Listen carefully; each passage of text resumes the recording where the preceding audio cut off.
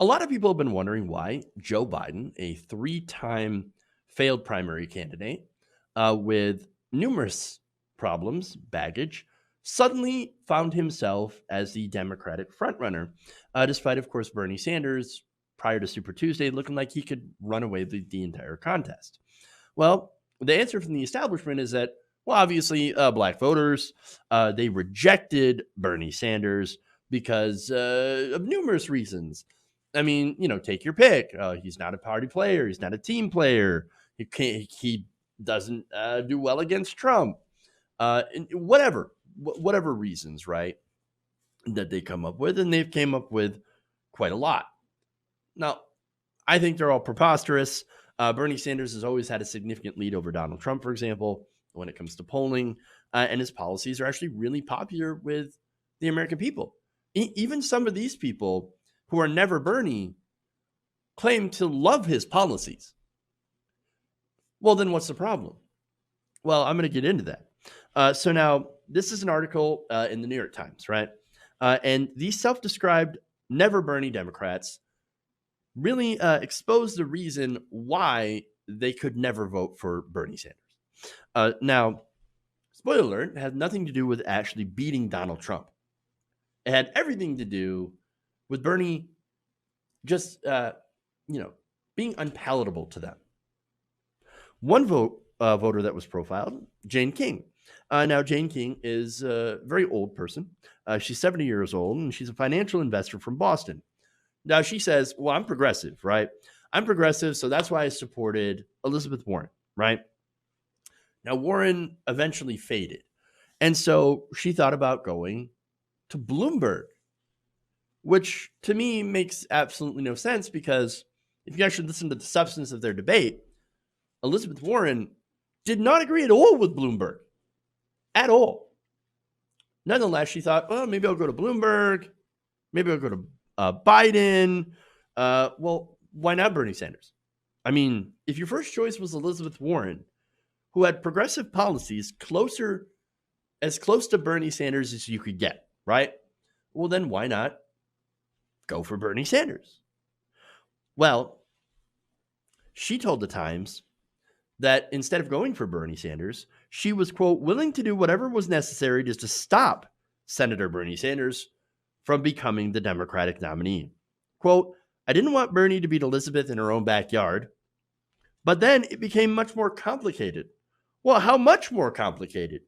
She said, quote, are we going to have a nominee who could take on the Republican Party?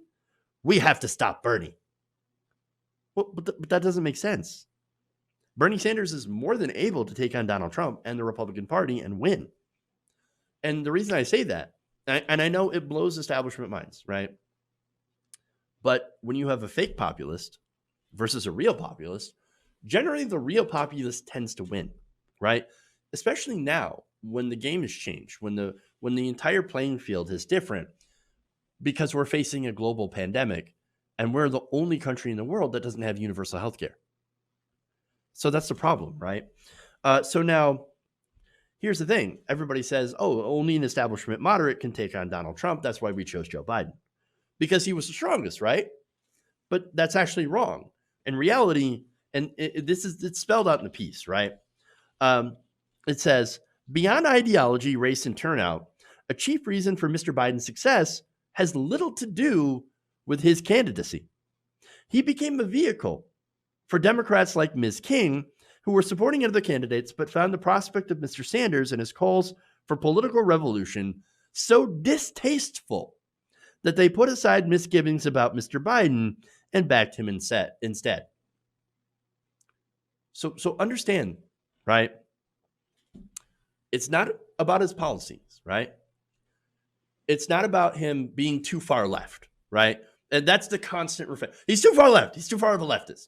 No, these people like his policies, but they're like, I just don't like him. He's just not a good, he's so uncivil, right? So, instead of voting for policies that I like, well, I'm just going to vote for no change Biden because Bernie Sanders offends my sensibilities. He once wagged his finger in a woman's face. Oh, that's it. Done. Can't vote for him. Totally. In phone interviews, Dozens of Democrats, mostly 50 and older, who live in key March primary states like Massachusetts, Virginia, Michigan, and Florida, said Mr. Biden's appeal went beyond his case for beating President Trump. It was his chances of overtaking Mr. Sanders, the only candidate in the vast Democratic field they found objectionable for reasons personal and political. Some of those reasons involve 2016, right? Where they blame, of course, Bernie Sanders for having the temerity, the audacity to get in the middle of the anointment of Hillary Clinton. And that's it. That's the narrative coming out of the establishment media and has been coming out of it for years. Oh, it's Bernie Sanders' fault. He shouldn't have run against Hillary Clinton. And, you know, even though he ran against Hillary Clinton, but he didn't work hard enough for Hillary Clinton. And then the Bernie bros, they voted for the Trump. It's all their fault. It's always someone else's fault, right? Not true. Not true at all. Bernie Sanders did 40 rallies for Hillary Clinton. And the reason that he took so long is not because he expected to win. It's because so he could get some concessions on the progressive platform, right? And so that's why we had the Unity Reform Commission to try to make some more fair changes to the DNC. Now, it largely didn't work. They didn't adopt a lot of the progressive platform that voters called for and that Bernie Sanders supporters called for. And so, I mean, that's kind of a wash, but at least it was something that he had tried to do, right? And so that has nothing to do with why Hillary Clinton lost the election. But here's the thing.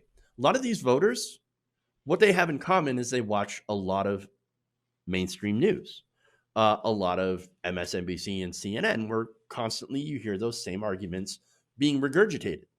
And so, of course, they repeat those arguments without actually knowing the reality on the ground. Nobody tells them. They're not aware of these things. And so they're just hearing Bernie bad, he can't beat Trump, Bernie bad. But there's more. So let me give you more information on this. Beatrice Abedi of Bonita Springs, Florida, had switched to Biden after Ms. Warren suspended her campaign.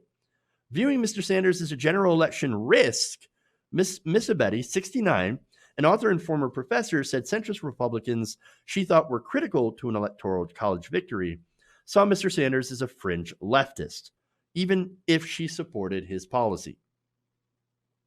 So she said, quote, I can wait 4 more years for Medicare for all and the Green New Deal and go with Biden. Just get Trump out of office because that's my number one thing.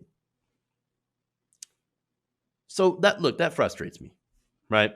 I got news for you. You're not going to get Medicare for all and the Green New Deal under Joe Biden. We're never going to get it. Do you understand? Joe Biden ran on no change. He said, I'm not going to change anything. I promise my donors nothing will fundamentally change. He is still saying, no, I won't even consider Medicare for all. So understand, Medicare for all and Green New Deal, they're dead. For the next 4 years at least, they are dead. We are not going to have it. With Donald Trump, we're not going to have it. With Joe Biden, we're not going to have it. Absolutely not. But here's the thing, too, right? The establishment will use this Biden victory, right? Biden becomes a nominee and even becomes president to claim that we were right to oppose it, that it was Medicare for all. It's the fault of Medicare for all and people pushing it. And so that's why, that's why Bernie Sanders lost, right? It's because his policies are super unpopular and we can never do that, right? Even though more Democrats than ever are aligning with that policy. You have 30% of Republicans that support that policy, but they'll never do it. Biden says if it gets through Congress, which is a Herculean task, by the way, he would still reject it. That's Joe Biden. And yet these Democratic voters, they said, well, we can wait for that. You're going to be waiting for a very, very long time. Their primary focus was, we need to stop Bernie. All right. Ms. Borner, by the way, who's 57 years old, you can guess where that trends, right? Generally, older Americans are the most anti-Bernie. She said, I guess after New Hampshire, it became clear Bernie's going to win. So are we going to stop him or are we not? And then South Carolina came that Saturday and provided an answer and a way out. A way out of what? A way out of winning? A way out of getting a step closer to the policies that you claim to profess? Ridiculous, right? Now, one more paragraph in this article. Actually, more, but most stark example of Mr. Sanders' problems with self-identified Democrats may be the war into Biden voters. People like Barbara Becker and Lisa Stone. These voters, many of whom are older Democrats and college-educated women, chose to support a candidate whose platform was a far cry from Ms. Warren's promises of big structural change, rather than a fellow progressive, Mr. Sanders, whom they admit they agree with on policy matters. The voters said that while they share Mr. Sanders' beliefs, they reject his style. Quote, Biden is and always has been a collaborative worker, one who knows how to gather and draw on colleagues' expertise, said Ms. Becker, 73, a college professor in Chapel Hill, North Carolina. Sanders is a do-it-yourselfer. Ms. Stone, 63, an educator in Houston, said she supported Warren because she was progressive but practical, and that's not what Sanders is. So again, this is what we have, right? I don't like his style. He can't work with other people. He worked with Matt Gaetz to stop us from, trying to sell weapons to Saudi Arabia. I mean, he's worked with John McCain in order to get veterans benefits and increase in that. He's been able to reach across the aisle plenty of times. Yes, his rhetoric is a little bit abrasive and can be a little coarse, but he's actually incredibly good at working with people. In fact, Robert Reich, Clinton's former labor secretary, says that Bernie Sanders is one of the most effective legislators. Why? It's because it's not about his ego. It's about not about putting his name on the bill. In fact, a lot of times he'll keep his name off of it in order to not try to upset the balance, to try to get these things passed. He's also known as the Amendment King. And so it's one of those things where they're just not seeing the reality. Either that or they don't care about the reality. And I think it's a lot about the media not informing people. So now, more quotes here. Ms. Stone says, Mr. Biden is like her, a Democrat through and through. I don't even know what that means. What does that even mean? And that while she remained disappointed, Ms. Warren did not perform better in Texas. The fact that the state went to Biden was some consolation. Quote, I wasn't terribly upset. It's better than Sanders winning. I know, because why? I don't understand it. Look, so you agree with the guy on policy, right? And you like the stuff that he stands for, but you don't like him because he can be a little terse and seem a little grumpy. That's it. That's it, right? There's no logic in this. This is all about feelings. And so I love it how, a lot of Democrats are like, oh no, we care about facts, right? We care about facts. We care about policy, right? When in reality, no, they're a lot like the Republicans, these people, where they don't care about facts. They care about feelings. God, maybe Ben Shapiro was somewhat right, where no, Democrats care about feelings over facts, even though Republicans do exactly the same thing, because I think it's more of a human thing than it is a partisan thing. And so, unfortunately, what we have to do is we have to deal with this. We have to deal with blue MAGA, feelings over facts. I mean, these people have outed themselves before. You guys remember Mimi Rocha on MSNBC saying, not doing a public or any sort of policy, like disagreement. No, her disagreement with Bernie Sanders is, I don't know what it is, but he makes my skin crawl. That's it. I mean, the tweets about Sanders where they have no argument except for, I don't know, I don't like how he yells. I don't like his voice. These are blue MAGA. And that's it. I mean, they're only concerned about feelings. I don't care that 68,000 people had died from lack of health insurance. No, you were too loud. No, you wagged your finger at a woman, and now I will vote for someone who is against that, who is against solving that problem. I'm going to let the environment burn without a Green New Deal because I didn't like this voice. It's stupid. It's frustrating. It's harmful. It's annoying. Super annoying. Look, I have to admit that I was a bit naive and optimistic, right?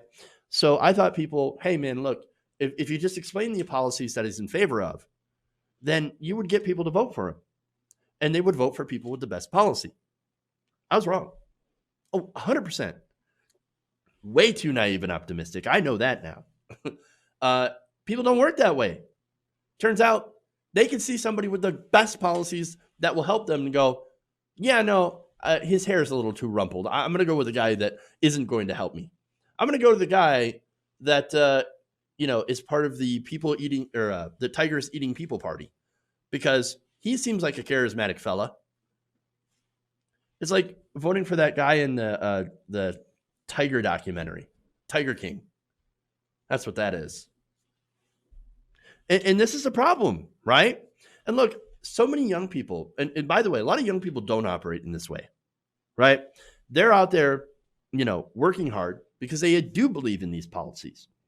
But the amount of young, energetic people that were out there campaigning and knocking on doors and volunteering and all that, so far has not been enough to overcome the voters who vote for stupid reasons, for like no reason at all.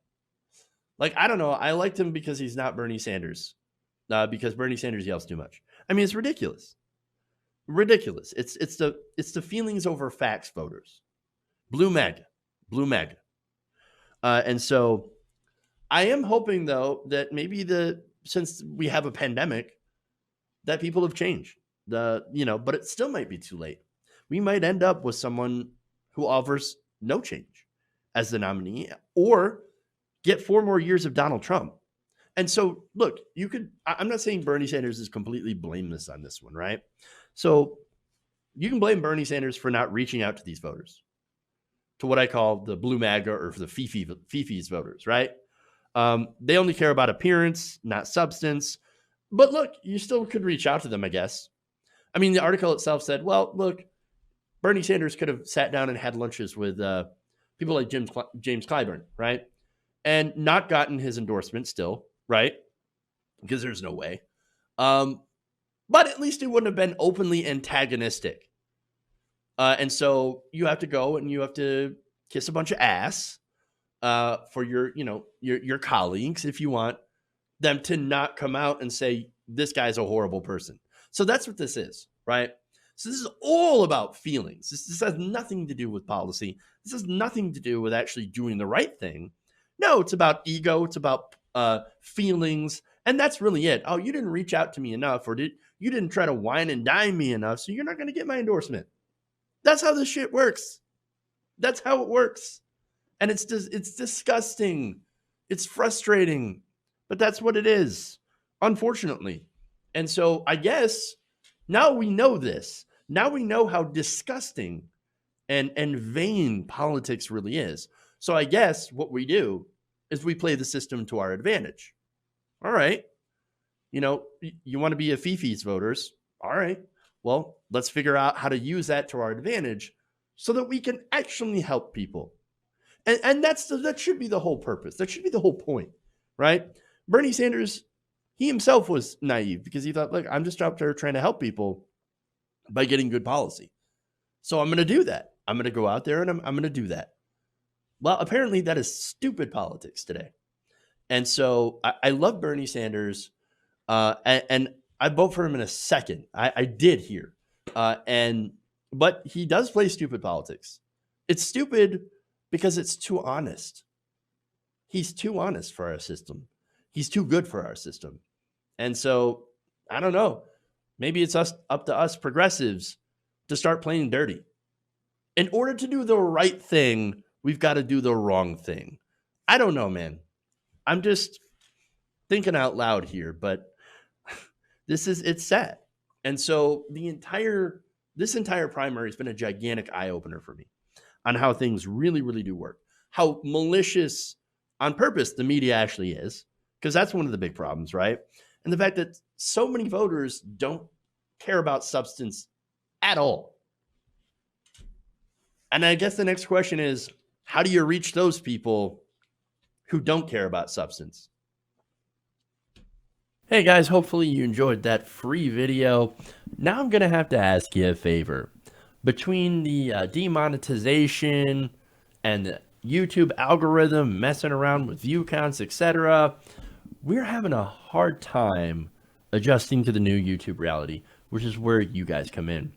See, we have a Patreon, patreon.com/TYTNation, set up to help us rely on you guys, the viewers, instead of big corporate ads. Look, you know the show. You know I'm not in favor of big corporations anyway. So help us transition away from relying on the ad model to pay the bills and sign up to be a patron, patreon.com/TYTNation. That goes a long way to help us keep the lights on. And you guys will know that you're supporting independent progressive media.